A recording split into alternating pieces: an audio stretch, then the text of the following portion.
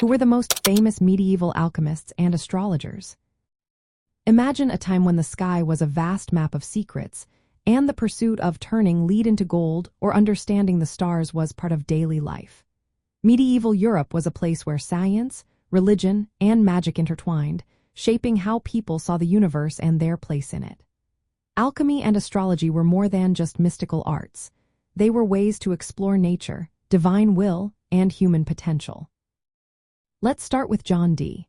He was an English scholar born in 1527 who wore many hats: mathematician, astronomer, and court advisor.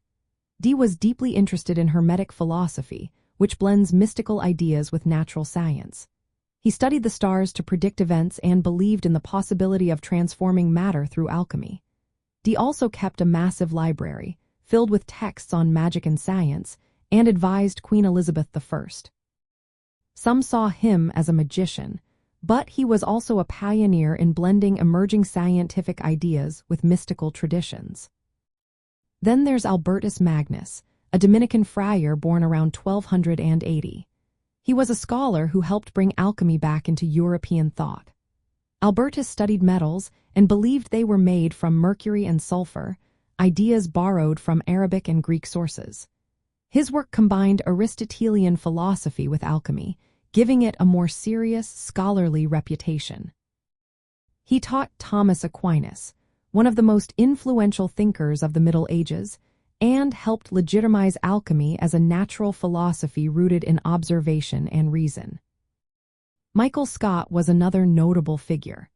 Born around 1175, he was an astrologer and believed to have mystical powers.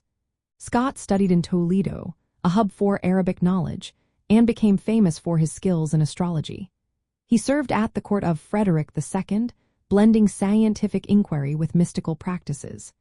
His reputation as a wizard was partly due to his ability to interpret celestial signs and his knowledge of magic. Geber, also known as Jabir ibn Hayyan, was an 8th-century Arabic alchemist whose writings traveled into Europe. His work on metals and the theory that metals are made from sulfur and mercury influenced medieval alchemy greatly. His texts were translated into Latin, sparking new interest in transforming matter and understanding the natural world. His ideas laid the groundwork for many alchemical experiments and theories in Europe. Finally, we have Roger Bacon, born around 1219. He was an English philosopher and Franciscan friar who believed in combining practical experimentation with mystical ideas. Bacon thought alchemy could improve metals and help in medicine and metallurgy. He also studied astrology and natural philosophy, emphasizing the importance of observation and experience. His approach was more scientific than mystical, helping to shape later scientific methods. In medieval Europe, these figures were often employed by kings and queens, not just for mystical reasons but for practical ones too. They advised on mining, medicine, and metalworking, all while exploring the divine order of the universe. Their work was a mix of religious belief, philosophical inquiry, and early science, showing how intertwined these ideas were at the time.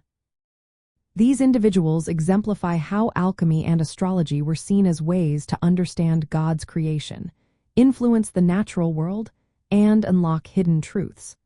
Their legacies show a fascinating blend of mystical thought and early scientific curiosity that helped shape the course of history.